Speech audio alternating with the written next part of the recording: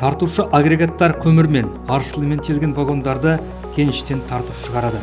Бұдан басқа циклдік толассыз технология арқылы көмірмен телген вагондарды станцияларға жеткізеді. Ал оларда Богатырь көмір компаниясының Богатырь жүктеу көлік басқармасының тартушы агрегат машинистері басқарады.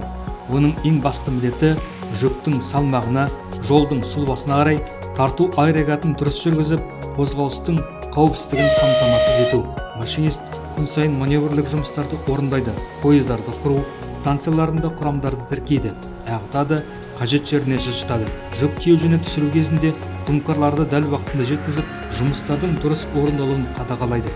Қозғалыс кезінде машинист тежегіш жүйесін басқарып, жылдамдықты реттейді, жолдағы еңістер мен бұрылыстардан қауіпсіз өтуді қамтамасыз етеді.